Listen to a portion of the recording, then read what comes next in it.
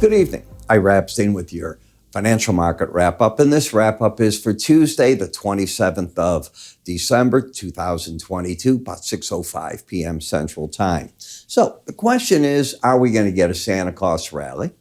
The question is, what the heck's going on with Apple, Tesla, Moderna? I can go on and on.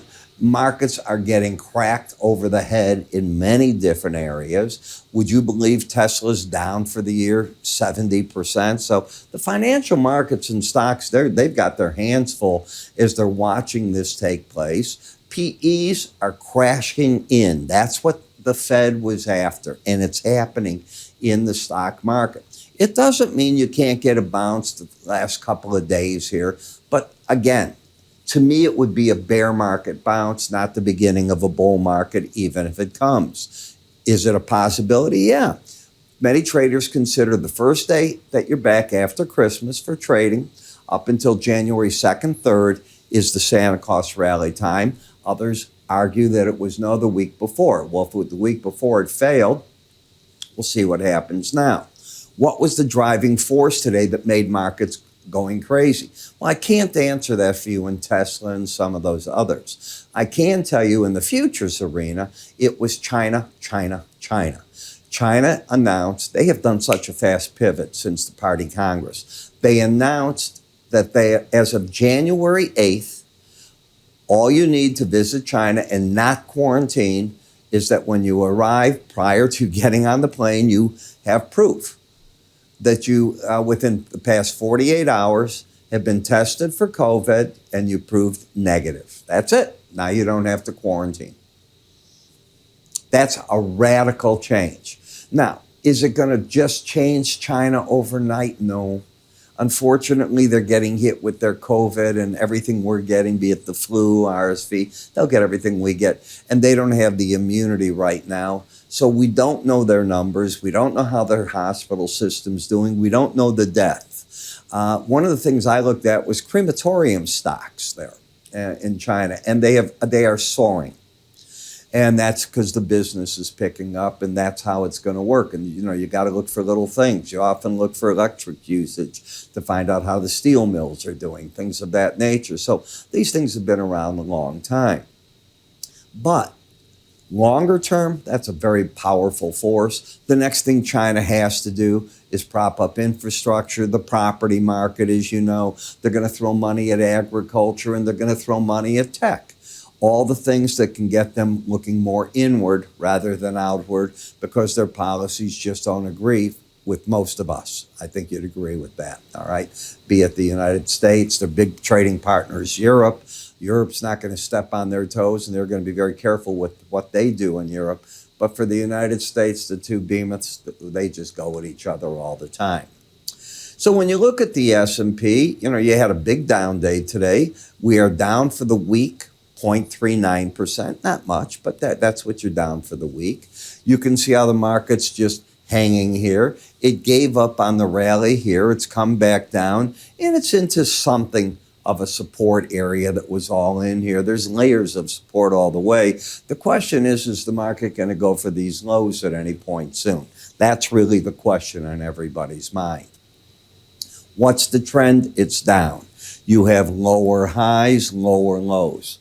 How I teach, that's a bear trend. Now, I could also argue that you got a pause.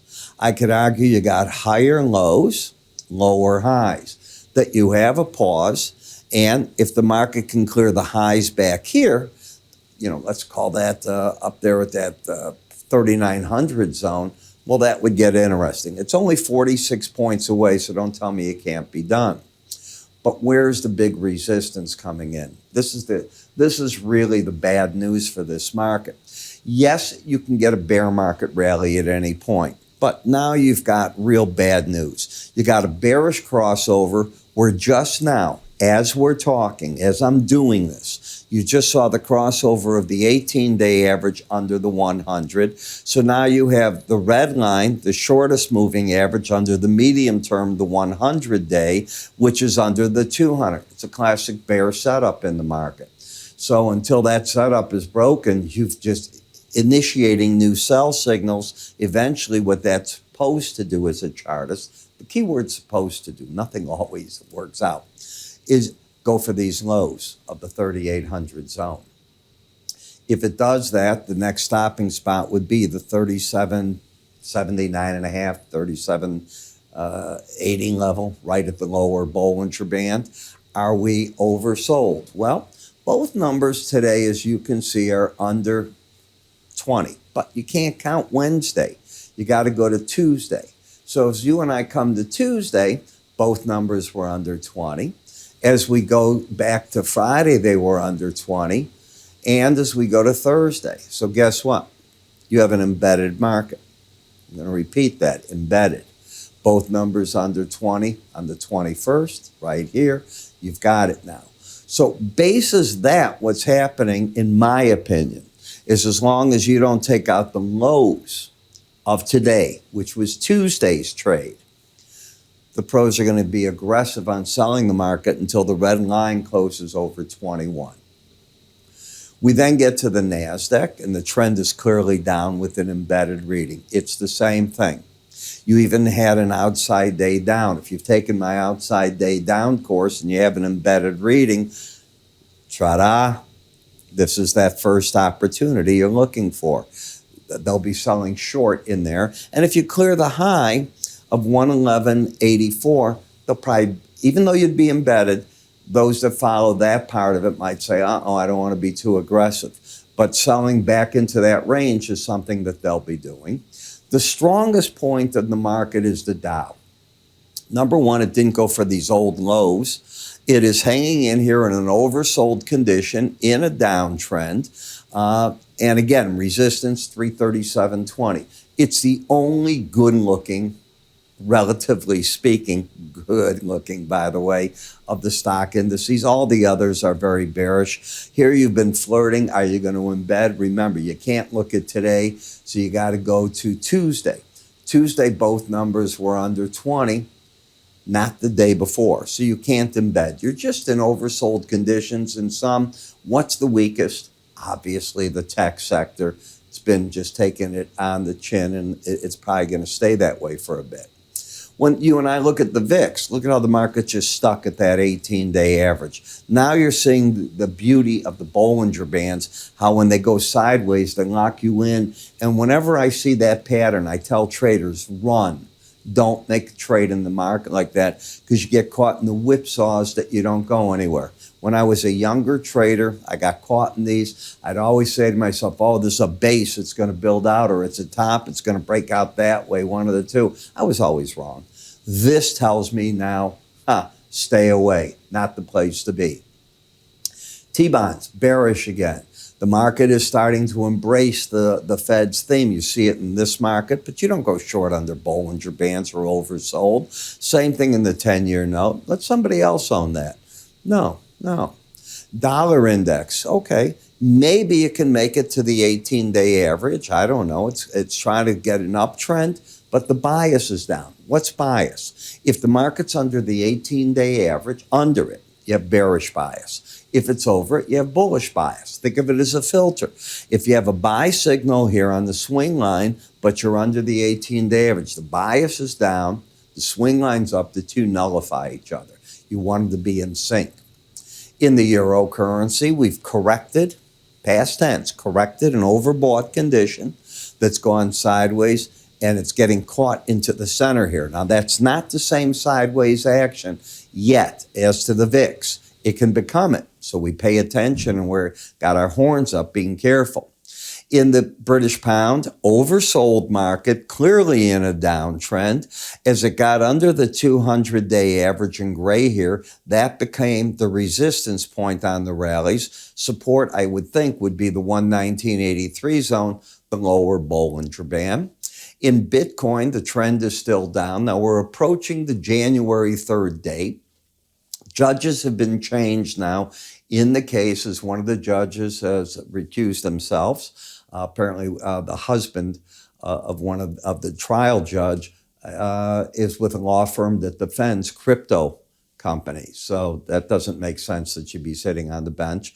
So she recused herself. So we'll get another judge who's quite versed in all this. We'll see what's going on there. And we will see what happens. It appears that there's been a lot of allegedly wrongdoing to even buy the shares of Robinhood, which they bought for $500 million, and they still can't find $400 million. I throw around terms millions like it's nothing when you deal with these Bitcoin companies. Remember, its money wasn't theirs. There were people that put it with them. They act like it's theirs. In Brent versus WTI, I can see the market trying to get up here into the 107 area, probably a failure zone on the market. We've been running to the upside. Why? Well, the market's got to be enamored with the fact that China has said, we are open for business starting January 8th. Now, we all know the COVID situation is going to knock them on their butt, okay? But by March, they'll be in much better shape. And if that's the case and how it works, this market's not going to wait for them. So it's moving up. None of us, and I read reports, nobody quite knows what President Putin means when he's talking about crude oil, and now he's not going to sell anything to the countries that join the cap. Does that mean everybody's done? Okay. Does it mean they don't produce as much oil? Okay. We know the discounts that Russia's had to give to China, India, Korea, everybody that'll buy from them in any manner what they have to give away. And that's going on. There are deals being signed all over the world for natural gas. I see this going on. I wrote about it in my report first thing this morning. You're overbought in WTI, so I can see that the market's going to have serious issue now from 79, let me do this one. I think it's 81.54. That would probably be the number. 81.54 to 87.37 and then to the 82.55. So these are the two numbers I'm looking at. 81.54, 82.55, the 100-day average in the upper band. That should be the zone where this market has plenty of resistance that starts to come in. You're there already in the heating oil. Bingo. You're there already in natural gas. No, this is the one market that's a sick market. It's a sick puppy. That's the way that I like to call it. This market can go even lower. There's just too much of it around. You just had one of the biggest cold weather spells in America in recent times, and you can't lift the market. When markets don't respond to bull news, they respond very well to bear news. Be careful. That is something you want to be looking at. And I want to remind you, each morning I start you off, if you want it, 5:30 in the morning, Central Time. I record 40 charts and I lay out trades for you. I create them as we're going right on the charts. You see what they're doing, and I'm aggressive. I'll say buy here, sell there, do this, do that. I'm also aggressive enough as a broker to tell my clients, hey, at certain times you don't make trades. You get a holiday market. I know you want to be into everything all the time. It makes no sense. We talk that way. I do this in the spiders, the stocks as well. So you get two different ones. I do the spider and stock one. That comes out at 9 in the morning. I record it at that time. Futures 5:30. Why? I want to get through all the morning reports for the stock, and generally all the economic reports in the U.S., most of the reports are done when you get into the time zone of about 9 o'clock, Chicago time, Central time. And now I'm recording and we're seeing how the trades come up. I'm covering all these different areas and individual stocks in that, quite a few individual stocks actually. And that makes up the 40 charts that we've got. So you put the two together, you got a game plan. And that becomes the fun of the whole idea there. Now you're seeing how the trades lay out, where they're at. I'll look at daily and weekly charts as well. To find out more, just go to our website under the word research. It's all laid out there. You can also just click up here at any time and away you go. I'm Ira Epstein. Thanks for watching, and I'll see you all tomorrow.